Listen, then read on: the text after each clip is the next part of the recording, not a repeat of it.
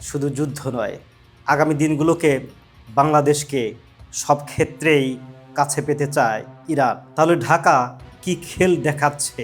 গাদ্দার Dubai এবং Saudi আরবকে পেছনে হটিয়ে কেন বাংলাদেশকে পেতে চাইছে জালিল রাহেমি জাহানাবাদী? এই প্রশ্ন এখন অনেকের মনেই ঘুরপাক খাচ্ছে। মধ্যপ্রাচ্যে তো আরও অনেক দেশ আছে, তবে সেসব দেশ নয় কেন? কেনই বা বাংলাদেশ? কেনই বা বাংলাদেশকে কাছে টানছে এই ইরান? শুধুমাত্র ব্যবসা বাণিজ্য নয়, আগামী দিনের যুদ্ধেও বাংলাদেশকে কাছে টানতে চাইছে আয়াতুল্লাহ খামেনির এই রাষ্ট্রটি। কোন সেই কারণ? আজকের এপিসোড থেকে আমরা সেটাই জানার চেষ্টা করব। সঙ্গে আছি আমি এনায়েত করিম।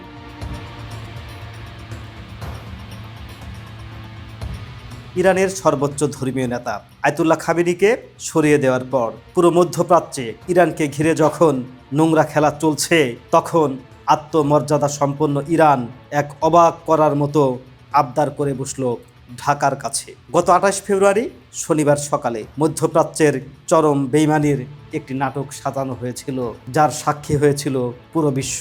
সিআইএ যখন গোপন খবর পেল তেহরানের অতি সুরক্ষিত জায়গায় মেজর জেনারেল মোহাম্মদ পাক্কুর এবং রিয়ার অ্যাডমিরাল আলী শামগানির মতো বড় বড় নেতারা এক বৈঠকে আছেন, ঠিক তখন তাদের হত্যার এক সূক্ষ্ম জাল ফেলা হয়। ঘড়ির কাঁটা ধরে ঠিক নিখুঁত হিসাব করে ইসরায়েলের সময় 6টার সময় ইসরায়েলের বিভিন্ন বিমান ঘাঁটি থেকে তাদের বিমানগুলো একে একে বের হয়ে পড়ে। এরপর তেহরানের ঠিক 9:40 সময়ের মধ্যে সেসব সুরক্ষিত জায়গায় একের পর এক বোমা ফেলা হয়। একের পর এক মিসাইলের আঘাতে ধ্বংসস্তূপে পরিণত হয় সেই সুরক্ষিত জায়গাটি।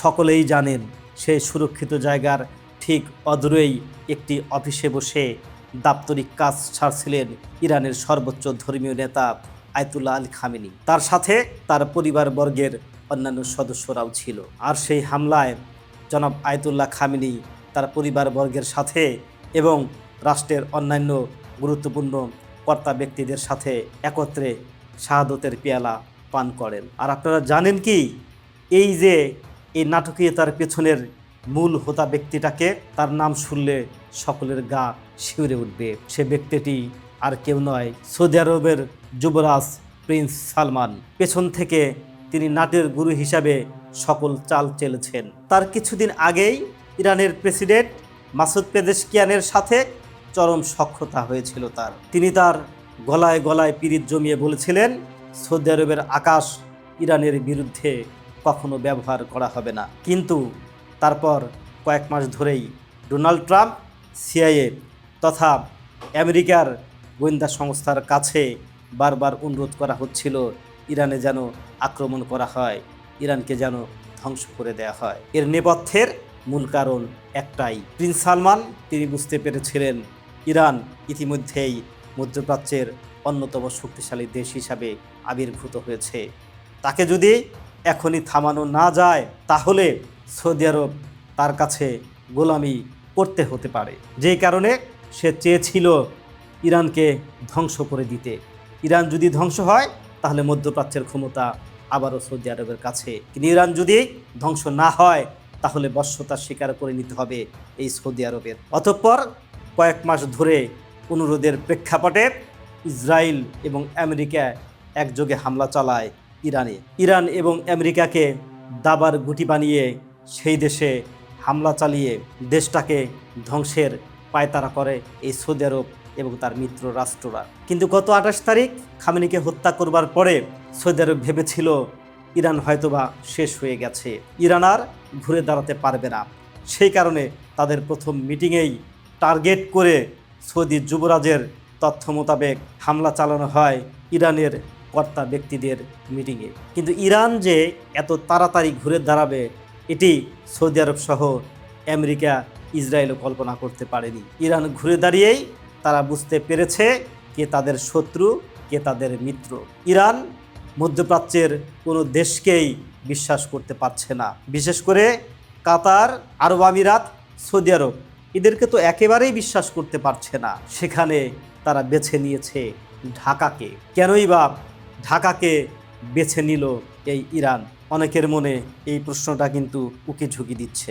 বাংলাদেশকে ইরানের বেছে নেওয়ার পিছনে মূলত কয়েকটি কারণ আছে। তার মধ্যে একটা কারণ হচ্ছে বাংলাদেশ একটি মুসলিম রাষ্ট্র, তাছাড়া বাংলাদেশ ওআইসি এবং ন্যাটোভুক্ত রাষ্ট্র, যে কারণে বাংলাদেশ ইচ্ছা করলেই বিশ্বের বিভিন্ন সিদ্ধান্তে ভেটো দিতে পারে এবং প্রতিবাদ করার ক্ষমতা রাখে। তাছাড়া বাংলাদেশ অনেক আগে থেকেই সাম্রাজ্যবাদ বিরোধী, বিশেষ করে ফিলিস্তিন ইস্যুতে আমেরিকা এবং ইসরায়েলের বিরুদ্ধে অবস্থান করছে বাংলাদেশ।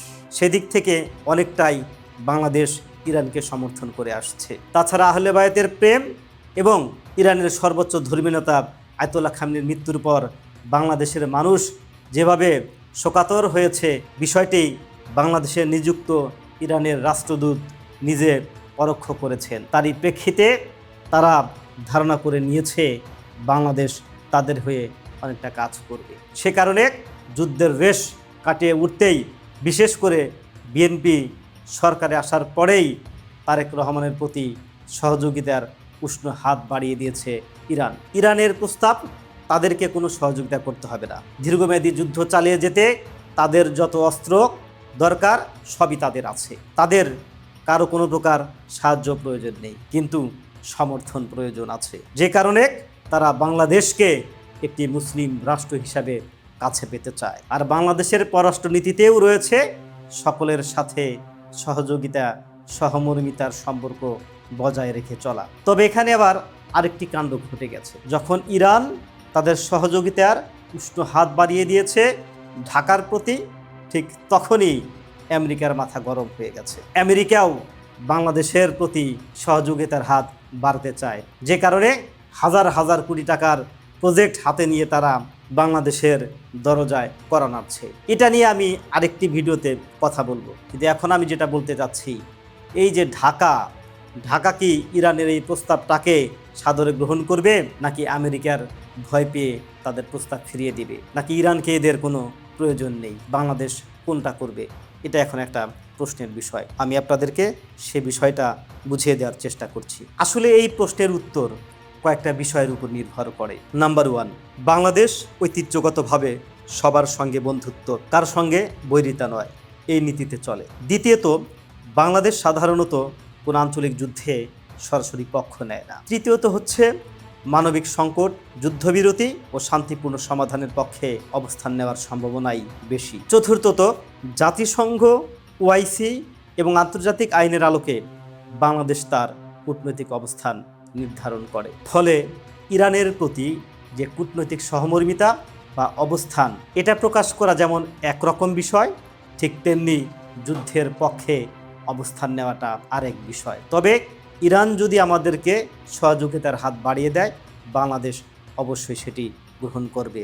তবে যুদ্ধের নয়, এটা হবে কৌশলী সহযোগিতা। তবে এখানে ইরান যে মধ্যপ্রাচ্যের দুর্বলতা তথা বেইমানি বুঝতে পেরেছে, এটা ইরানের কূটনৈতিক শক্তিকে আরও এক ধাপ এগিয়ে নিয়ে যাবে। ইরান এই মুহূর্তে মধ্যপ্রাচ্যের দিকে না ঝুঁকে তারা বিভিন্ন দেশের দিকে ঝুঁকবে, যেমন পাকিস্তান, বাংলাদেশ, তৃতীয় বিশ্বের আরও অনেক দেশ, বিশেষ করে আফ্রিকার দেশগুলোর সাথে তারা সম্পর্ক স্থাপনে সচেষ্ট ভূমিকা রাখবে। তাছাড়া এখন ইরান একাই 100 হয়ে গেছে।